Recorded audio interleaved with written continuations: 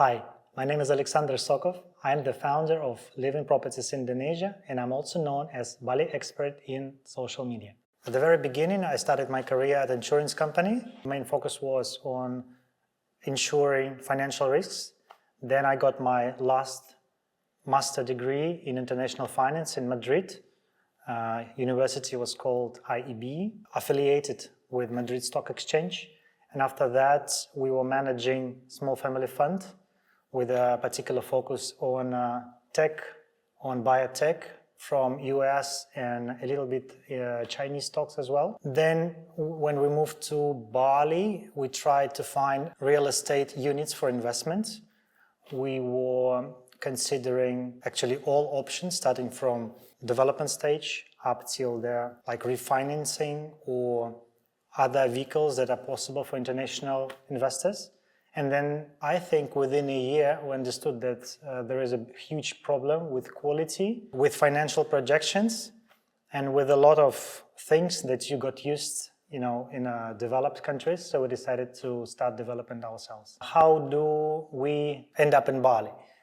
In 2016, when I finished my master in international finance, we've been staying with my wife in Madrid for almost a year, and I had, I think, we had three journeys abroad: to Hong Kong Technological University, to Philadelphia, Wharton Business School, and to LSE, London School of Economics.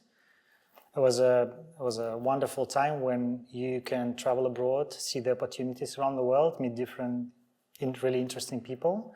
And at that moment I understood that, number one, I don't want to stay in Europe, because Europe for me lacked opportunities, obviously. Hong Kong was interesting, but I was super unfamiliar with Chinese world. I didn't understand it much, so it was not really for me.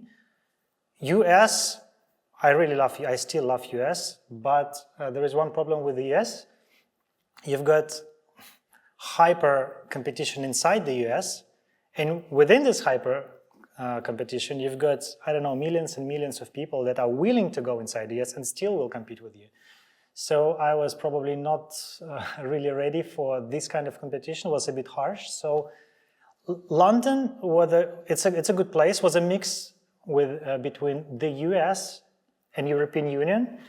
But still, at this time, my wife been living half-time with me, half-time in Indonesia here. She had her jewelry business. And I started to consider Bali as a place. It's definitely a developed world. It's a world where you've got niches for business in basically every field. And I like Bali myself. It's a nice place. It's safe. Yeah. There is also one point why I didn't select the US, because there is really big problem with the security. There are security issues. So yeah, Bali in this consideration is absolutely another world. Nice weather all year round. And yeah, as I said before, niches in every industry, in particular finance, where I started my career. That's how we basically end up here in Bali. I came up with the idea to start my own blogging in the middle of 2020. This is a COVID time, no tourists. On the one hand, no tourists, but on the other hand, all the investors from all over the world, they just started to flow in such markets as Bali. And we saw, on the one hand, huge flow of foreign money coming here, and on the other side, we saw huge amount of local developers. They were trying to offer something. And this idea came to me when I think my fifth or seventh time, a friend of mine sent me a presentation of a local developer and asked me, Alex, what do you think of that? And I was looking at the financial projection, and it was such a bullshit. I mean, it was such unprofessional and it was done in such a bad way that I understood that, number one, no one understands what really happens here. The quality of financial projections within Bali, in Bali, are very poor, and we need to do something with that. And I decided that we need to start educate people. Number one, the very idea of Bali Expert was educating future investors. And that, this idea, why we called it Bali Experts, I just my friend to tell her how to call my Telegram channel. I say, hey, come on, everyone has a Telegram channel. I say, yeah, just call Bali Expert. That's nice. We came up with this name, and just like that. And we started educating people. I felt really good feedback from my followers. Yeah, that's how it all started, the middle of 2020. In 2017, me and my wife moved to Bali.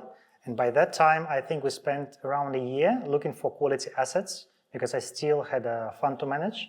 And we were looking for like this kind of assets within Bali. So we collected a lot of statistics, analytics, a lot of presentation, and we started to dig really deep inside the real estate market, what's happening here, because I felt it even in 2014 or even 2009 when it was the first time I came here, that this will be the future of, not maybe hospitality, but the future of tourism for sure, because everyone understood what Asia is.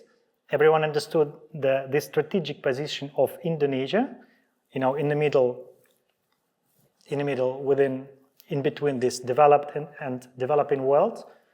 That within 5-hour flight to Bali, I think 1.5 billion people, the population is 1.5 billion people within only 5-hour flight. If you increase this flight, to 6 or maybe 7 hours, you will have 2.5, I think. And basically you cover the whole India and China. Both countries have really significant growth in middle class. This class that never traveled before. There were new expectations. There were new emotions. And this class is amazing to work with, though it's a little bit hard, but it's an amazing place to be. So we saw the opportunities for a real estate market in Indonesia, and we wanted to get involved somehow. By that time, my wife been working in Tamora Group. Tamora Group used to be one of the biggest developers in Canggu by that time. She started as an architect, and she ended up as a quality controller and the architect. So by, I think, 2018, we understood that local supply of, we couldn't find good supply of quality assets here. And we decided, well, why not to try to build ourselves? We had all the connections from my wife, from Victoria. So we knew what contractors can build, which contractors better not to use at all. So that's really useful expertise when you start building in Indonesia. At the same time, her team understood how to design, how to make a proper design, good architecture. What in particular is in demand right now in the market. And I think by 2018, we came up with the idea that there is a lack of designer property. All the property was kind of, ugly. So by designer property, we are now in 2024. The design property is, I think, everywhere in Bali. But in 2018, design property was, we just paint the wall white, put the dream catcher on the wall. Okay, let's call it design property. That was maximum you could find. And I think, we started to dig inside this idea and started to make something more with a focus on details, on finishing. Because there is a huge problem with finishing, with a clean finishing in Indonesia, in Bali particularly.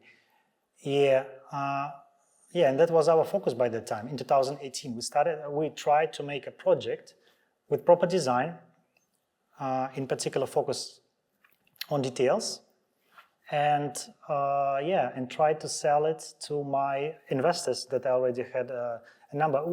But by that time, by the way, it was 2018, the late 2018, everyone understood that the market is somewhere at the edge. It always works. If there were no COVID, something else would arrive. But the market always works in cycles.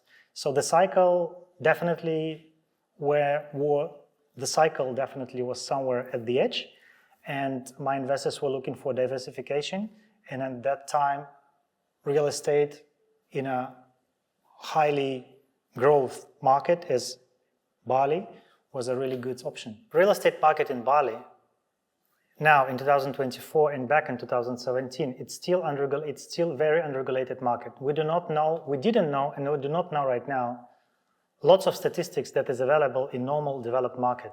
We don't know exactly the amount of deals. There is no even register here. We do not know average prices. We do not know the amount of deals. We do not know the prices at development stage, at the finished stage, in the secondary market. It's just, the only information we got is official information is from the Bali Hotel Association. That's, we know for sure. We know the average occupancy. We know the average daily rate, revenue per room. That we know for sure. Also, we know the amount of tourists, domestic tourists, international tourists, average length of stay. But once again, we're talking only about hotels. We know nothing about residential market. And so by 2017, in my opinion, what the market needed is education in terms of finance, a little bit finance education, how to value property, how to make projections on the rental income, because no one honestly understood nothing in this question. Here in 2017, and even I would say up till 2023, we had a really disbalance between supply and demand. There was a huge demand from tourists, and there was not enough supply from the hotel side, especially a designer one, a beautiful one.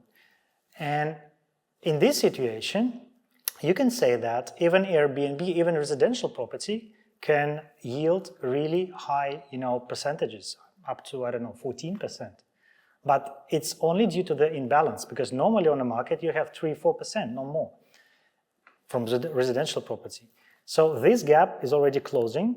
That is why our main focus right now is exclusively tourist properties, something that you can compete with with standard and classic hotels. That's the only way where you can yield higher income and higher profitability, because this is exactly the industry who sells property per night. Residential property is not sold per night. It's sold per night only when you have a disbalance on the market. So back in 2017, what I did personally, I brought some common sense and some financial knowledge and legal knowledge into this unregulated market. And I started to speak the language that my investors used to speak, because my investors were reading Bloomberg, Nikkei Asia, Straits Times, South China Morning Post, these kind of newspapers with quality journalism where people speak good financial language. So I started to speak this same basically language, and we started to do analytics on the local market. It was more common sense, because I didn't have numbers that basically everyone didn't know as well. But I took the numbers everyone knew and started to discuss them, like why this is that big, why this is this small.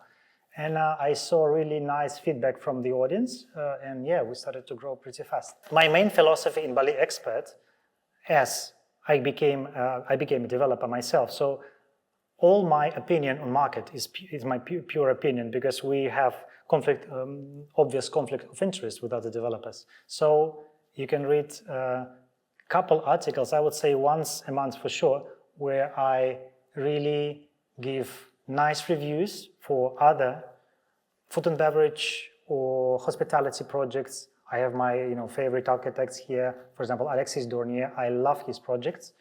And so my idea is I give my honest opinion on local hospitality projects in Bali.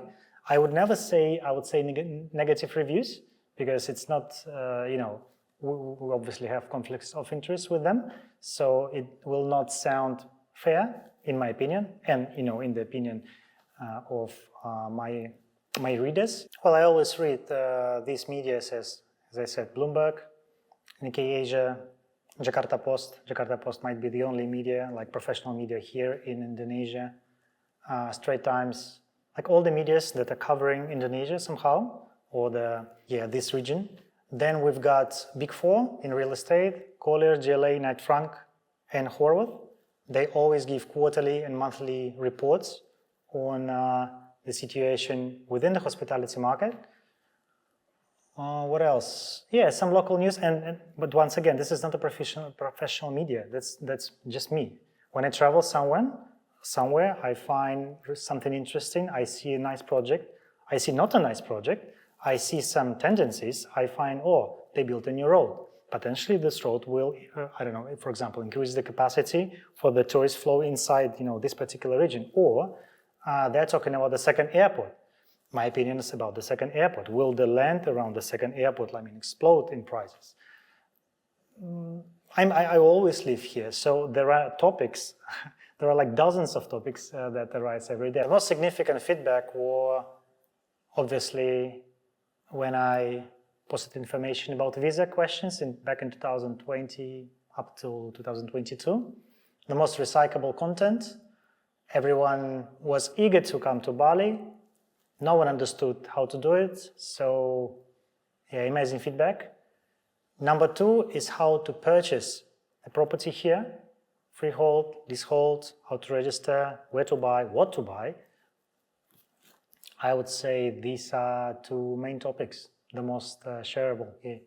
I can also say the least attractive topics for the audience. That's everything. Every time I do proper let's say, explanation of difficult financial terms or legal terms, this is the least attractive topics for my audience. No one wants to learn finance, no one learns to understand legal issues, but everyone wants to be secured and everyone wants high profit, but it just doesn't work together.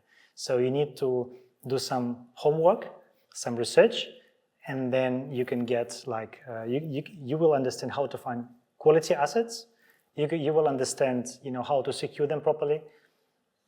But unfortunately, it's not really attractive for the audience. My audience, I would say, because we speak the same language. Every time I've got a feedback, I've got a direct messages, or I meet some of my followers or my readers, we always speak the same language. All the content that we film, that I write, is for the people, absolutely same-minded people. We have probably same university degrees, probably we've got same professional experience, because we share not only the same knowledge, but we share the same values. This pure logic, scientific method. So when you think of the important investment decisions and financial decisions, you mainly think logically. You don't look at bright advertising. You don't look at this, casino profitability expectations and promises that you can see basically today in all this very fancy advertising. You think logically. If you see something that is not logical, you basically stop watching it and start looking for proper information. With the media, I would say we still got plenty of, at least from financial perspective, good medias, just say Bloomberg, that still, we don't take their political views, just pure financial views. They focus on their reputation. They've got a proper reputation, and they speak nice financial language with the audience. So that was my goal number 1, speak the same language with my audience and share the same values with them. And everyone, I would say almost 100% of my readers that I met are amazing people. We are really similar, and I really love the feedback that I got, and that pushes me to continue working. And I do it with a great pleasure. That are coming here since 2070s from all over the world, because Uluwatu surf spot and all the surf sport of the west coast of Bali, some of the world-known surf breaks, and every surfer on earth, they are dreaming to at least once try and to feel this energy of the wave, the beauty. Then you've got these trendy places for expats. Canggu, some places in Benguin, might be a little bit of Ubud, where digital nomads are just flowing right now. where they start living. We've got digital nomad visa right now. And recently, there are news that Apple is opening a new Apple Academy here in Bali, just because this is a world-known place, not only for domestic market, but also for international market. I would say that right now, this place is very special, and long-term, this place will be even more special, because there is just simply no more alternative. At least in this area, within 1.5 hour flight, we've got 1.5 billion people. This is an enormous amount of potential audiences from developing countries. From developed countries, it's already a well-known place because I think 1/4 of the whole international tourist flow are from Australia. Then we've got these highly developed countries and highly developing countries like India or China, where we've got the middle class are growing, at a really fast pace, and they want to travel. And Bali is, the only place to go. If you want classical tourism as it is, you go to Thailand. If you want cultural tourism, if you want to see something new that you've never seen before, you go to Bali. There are no other places. And I've been living in Bali since 2017. My both kids are born here. I feel the sense, I feel the connectivity with this place. I love this place a lot. I want to make this place more suitable for living. I want to increase the quality of tourism, certainly. That's what a lot of authorities are talking about right now. That's what developers are talking right now. That's what I dream as well. And I would say Bali is my home, and I really love it here. And if you look at the Bali Hotel Association report from the last year, you will find out that in 2023, we actually made a record in terms of the upper upscale occupancy rate, number one, and the second is the average daily rate. It means that we've got absolutely different audience now. If before upper upscale, audience from, say, Australia or Europe, they probably traveled to other places. Now they start to travel into Bali. On the other hand, Chinese audience, Chinese tourists, we have the drop almost 70%. I don't know why, what happened, but they do not come to Bali anymore. Probably they go to Thailand. And Indonesia and Bali and Thailand, now we've got the proper, tourism flow segmentation. If you are a mass tourist, Thailand is a proper spot for you. They've got the biggest hotels, they've got the services and bars and restaurants, and they've got the cheaper prices. Silakan. Then, if you're a little bit upper upscale tourist, then you probably choose Bali.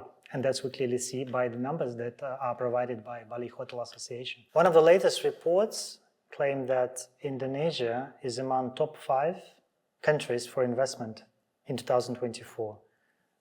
I've seen a couple of reports, I say since 2020, where Indonesia always been within, I would say, top 10. Why? Because this is a developing country where you've got niches in every industry, and what is even more important, you've got the government that is providing all the framework for international investments. They are changing laws, they are making reforms, forcing this fast change within the perception of foreign investment. We've got really clever people in the government. Say just look at the Minister of Finance, Sri Mulyani. This is one of the most, I would say, clever women in the finance world. She's been the vice president of World Bank. Really clever. I mean, what she does is absolutely enormous. And with the former president, Jokowi, and the new president, Prabowo, they continue to force these reforms in order to bring more investment inside the country. Indonesia right now is one of the top 5 destinations for investment, according to one of the recent reports from CEO magazine. And this is something that I'd say kind of really honest report. we've got on the one hand huge population, always growing population. We've got niches in all the industries. And we've got number three, what is most important, we've got the willingness of local authorities to make reforms and to adjust legislation in order to bring more foreign investment inside the country. But two, Indonesia has, I'd say, the lowest taxation within like all the region here.